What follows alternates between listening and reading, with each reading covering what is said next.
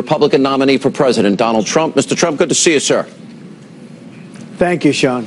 I saw big crowds at both events you had today. The Real Clear Politics average is dead even. The LA Times tracking poll had you beating Hillary every day but one for the month of July.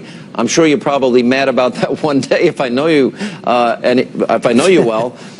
Your state of the race, how do you feel it's going?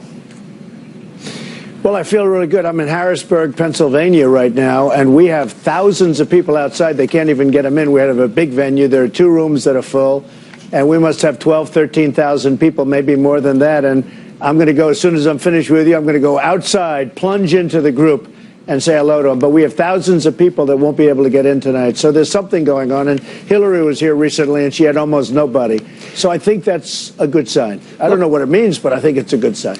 Do you know that the same media that is obsessed with this Mr. Khan and his son, and he spoke of the DNC, et cetera, I want to go through this issue, if I can, slowly with you. You did call this man's son a hero, did you not? Yes, I did, absolutely. Whenever you have the Gold Star families, whenever you have, you know, what you and I have discussed in the past, I mean, these are great people, great families, frankly.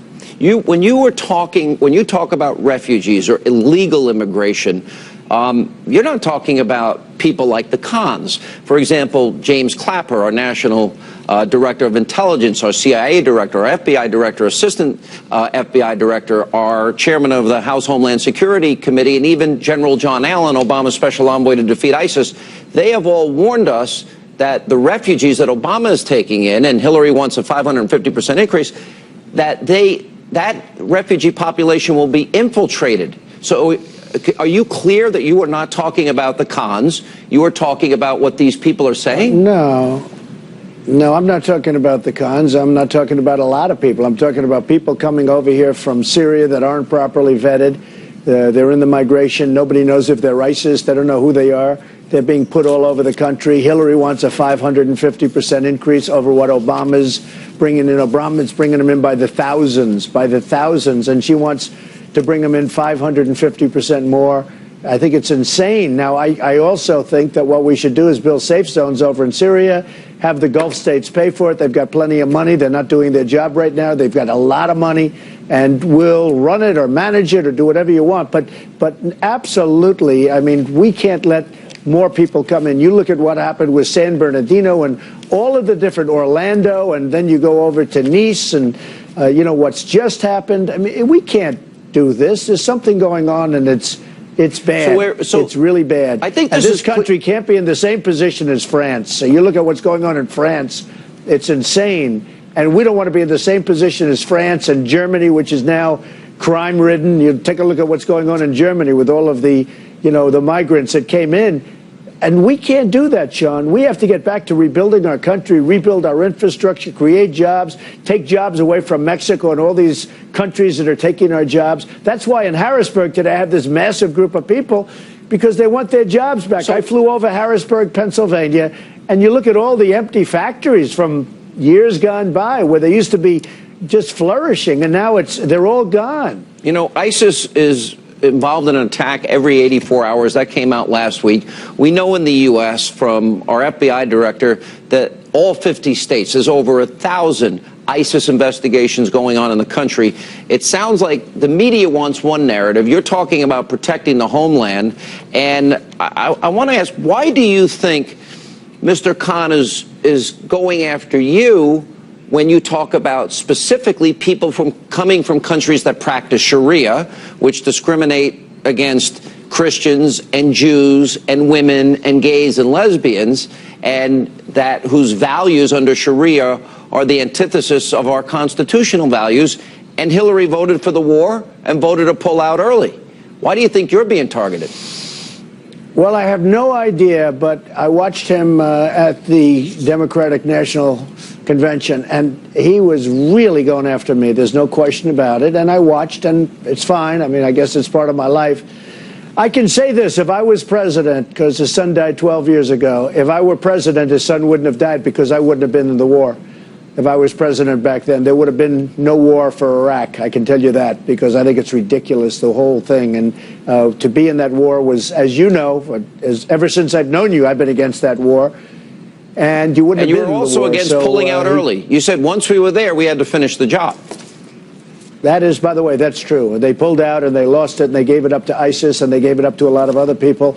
But I wouldn't have been in the war. We would have had no war with Iraq. Iraq would have been right now fighting as they have been forever. They would have right now been fighting. They'd be in the middle of fighting Iran again for another 5-year spurt.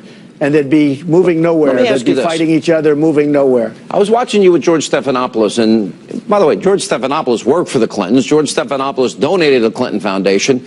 George Stephanopoulos has been on record talking about Hillary's temperament and how fierce her anger is. He seems to forget that. And he asked you the question, well, what have you sacrificed? Let me ask this question. What have the Clintons sacrificed?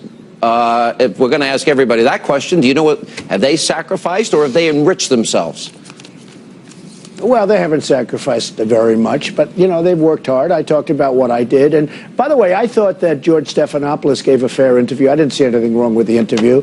I think it was misinterpreted. For instance, we talked about the Ukraine, and I said, look, essentially, if I'm president, they're not going in. Russia's not going into the Ukraine. He said, oh, well, tell me, though, and some of the newspapers, actually some covered it very well and very accurate, most of them. But some of them said, oh, therefore, Trump didn't know about Crimea being taken a couple of years before. Of course I knew about that. But that's gone. I mean, Crimea is gone. They took that during Obama's administration. Obama says that, well, Trump might be friendly with Putin, which I'm not. I don't know Putin. But they're coming up with this narrative like I'd be weak with Putin. Well, he's the one during his term that the Crimea was gone. Okay, that was during his term. And right now it's a mess over there also in terms of Ukraine. But I said that, and so many people tried to misinterpret it. But I will say this. A lot of the press, a lot of the media said it right. And, of course, what I meant and what I think was very clear, and I think George Stephanopoulos would say that because I discussed it with him, is if I was president, they're not going in, believe me, they're not going into Ukraine. So that was very simple. Let me ask this. Now, as far as Crimea, though, they've been there for 2 years. That's already, I guess you could say, that's basically gone, at least right now. It's interesting. A friend of mine sent me this, and he Googled Pat Smith in Benghazi on Google, 384,000 hits. If you Google the name Khan and Trump, you get 491,000 hits. If that's right, that in 5 days, this whole issue with the media, he's getting more media coverage in 5 days than Pat Smith, who, by the way, Hillary Clinton suggested, well, may not fully recall, but it wasn't just Pat Smith. It was also Charles Woods that she lied to them when their sons' bodies were laying next to them. More coverage from the media. Is this now, you just have to accept the media is going to be an extension of the Hillary press office? Well, the media is very unfair. They're very biased. You look at CNN and you look at the New York Times. I mean, I call it the failing New York Times because it won't be in business for another, probably more than a few years unless somebody goes in and buys it and wants to lose a lot of money. But the New York Times is so unfair. I mean, they write 3-4 articles about me a day. No matter how good I do on something, they'll never write good. I mean, they don't write good. They have people over there like Maggie Haberman and others. They don't write good. They don't know how to write good. And I guess if they did, they're certainly not doing it. But the New York Times is just absolutely a disaster. Let me ask one other thing on this. Washington Post has been very tough, although I must say Washington Post has been getting better. All right, we'll get to that when we get back. Respond to this, though. That was shocking. 6,877 Syrian refugees have arrived through July 31st. Of the 6,877, 6,834 happen to be either Sunni, Shia, or generic Muslim. And yet we have genocide against Christians in Syria and elsewhere. Yeah. Are we then, therefore, discriminating based on religion? We don't take care of... Yeah, well, in my opinion, they are, but we don't take care of the Christians. We are very... before the migration, a friend of mine who was very, very well versed on all of this said, you come from Syria, if you're Muslim, it's one of the easiest places to come into the United States from. If you're Christian, it's impossible, virtually impossible, to come into the United States. Very unfair. And the Christians are the ones that really are... Look, everybody's going through hell over there. But the Christians are going through more than anybody with the beheadings and everything else. But in all fairness, it's a hellhole.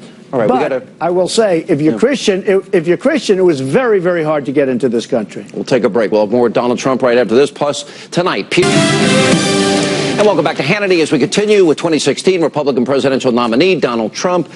Interesting, she suggested, Hillary Clinton, that Pat Smith was lying. Let's go to the issue of veracity of Hillary Clinton. Hillary Clinton was on Fox News Sunday. She made a claim about James Comey. This was on the Fox News Sunday interview. Let's roll that tape. FBI Director James Comey said none of those things that you told the American public were true. Chris, that's not what I heard Director Comey say. Director Comey said that my answers were truthful and what I've said is consistent with what I have told the American people. So once she suggests that Pat Smith and Charles Woods were lying about what she said to them about what happened in Benghazi, then she makes this claim, but I happen to have the interview with James Comey. Let me play it for you. Secretary Clinton said there was nothing marked classified on her emails either sent or received. Was that true? That's not true. There were a small number of portion markings on, I think, 3 of the documents. Secretary Clinton said I did not email any classified material to anyone on my email. There is no classified material. Was that true? There was classified material emailed. Secretary Clinton said all work-related emails were returned to the State Department. Was that true? No, we found work-related emails, thousands, that were not returned. Secretary Clinton said her lawyers read every one of the emails and were overly inclusive. Did her lawyers read the email content individually? No. Now, the Washington Post, not a friend of yours, I don't think, by any stretch. They give 4 Pinocchios. And although Comey did say many emails were retroactively classified, he also said there were some emails that were already classified that should not have been sent on an unclassified private server. That's the uncomfortable truth that Clinton has trouble admitting. She lied to the parents. According to Pat, she lies a lot. Yeah. What's your reaction to that? She lied a lot about a lot of things. Well, she lied about a lot of things. She's now lying about jobs, and she's lying that she's going to be the agent of change. She's not going to change. She's been there for 30 years. You look at this place. I mean, honestly, I fly over these cities, and I land, and I see these factories. I fly over them, and I see them, and one after another. Sean, it's so depressing when you go to Harrisburg, Pennsylvania, when you go to different places in Ohio, when you go to upstate New York, and anywhere you go. I mean, it's like we're a war zone. These are factories that you could see 20, 25 years ago were vibrant, and now those companies have all moved out of our country. Well, let me ask you about that. In Mexico and other places. Because we have and new she's information lying about that. She's not going to do anything about it. Well, we now have the lowest home ownership rate in 51 years now in America, the worst recovery now since the 1940s, the lowest labor participation rate since the 70s. We have 1.2% growth. And this president has accumulated more debt than every other president before him combined. And she says she's going to continue this? She's going to be another 4 years of Obama, in my opinion, worse. And remember the Supreme Court justices. She will appoint justices that will make our country Venezuela. It'll be over. And, as you know, I have 11 people that are going to be outstanding. They've been just received rave reviews. And I think it's one of the most important things. Defense is always like the most important thing, right? But beyond that, because our military is totally depleted. I mean, we have to rebuild our military. We have to do a lot of things, Sean. We're way, way behind. And we also have to do our infrastructure. You drive on some of these highways, you hit potholes every 250 yards. I mean, what's going on in this country is incredible. We're spending trillions and trillions of dollars, and we don't know what we're doing. We don't know where we're spending it. And it's got to stop, Sean. We have to rebuild our country. We have to get jobs. We're going to bring our jobs back from all of these countries that have taken our jobs. Believe me, they're going to come back. We're going to lower taxes. Hillary's going to raise taxes substantially. I think I'm lowering taxes. Right now, we're the highest taxed nation in the world. We're going to lower taxes under my plan. And Larry Kudlow and so many others love it. Well, we're going to lower taxes very, very substantially. The repatriated money, which is trillions, that, and I think becoming energy independent alone would create millions of jobs. Let me ask you this. I want to ask you about last week. $2.5 trillion. I want to ask you last week about the DNC. I watched Hillary's speech, and I know you had millions more actually watching when you compare Thursday to Thursday, but I kind of viewed it as a checklist, sort of cliches and and platitudes and slogans, not a lot of specifics, you know, and a lot of things happen there that I want to add. Uniformed police officers not on the floor of the convention. You have General John Allen interrupted, chanting "No more war" when he said that America would defeat ISIS. The audience interrupted a Medal of Honor recipient, and also the embracing of Black Lives Matter, and that organization, a group that had chanted, "What do we want, dead cops? What do we want now?" Hillary's seeking counsel from them. Your reaction to some of those events? Well, I thought it was terrible. And they didn't show when Bernie Sanders people all walked out of the arena. They didn't show that. You know, it's like if that happened with the Republicans, it would have been a national scandal. But Bernie Sanders, and when they showed Bernie Sanders while she was speaking, it looked like the guy was very, very angry and tired. And he wants to go home. I mean, he just wants to go home. Bernie Sanders really hurt his legacy. If he would have not made a deal, his legacy would have been amazing. I have so many people, they call me that, you know, they like Bernie. And honestly, they are so disappointed. You just take a look at the numbers. They were so disappointed with what he did. And they're not going to go for Hillary Clinton. We're going to get a lot more Bernie Sanders people than anybody would believe. Because on trade, we agree. Now, I'm going to do something about it and make great deals. But on trade, he understands that this country is getting ripped off. Our jobs are being taken away. That's an important thing. Final question. I just gave you all the economic evidence. 51-year low home ownership rate, really bad economic statistics. Some observers said, well, your convention, you were being dark, and she was given her checklist. And I'm wondering, okay, they can't say radical Islam. They're not talking about the real state of the economy with the worst statistics, worst debt we've ever accumulated. They don't have a real plan to deal with open borders, the impact on security and on job creation, or crime, or any of these other issues. And when you compare the two conventions, how do you analyze it? Well, I think my speech was very optimistic. I talk about the problems, whether it's police being shot like never before at record numbers. It's horrible when you look at it. I never realized how dangerous that job is. I love the police, and I love law and order. They don't talk about law and order. I mean, they didn't even have an American flag up on the dais, and it was 2 days, and then we started complaining, and all of a sudden they put American flags up there. I think we had a great convention. I think the Republicans did a terrific job.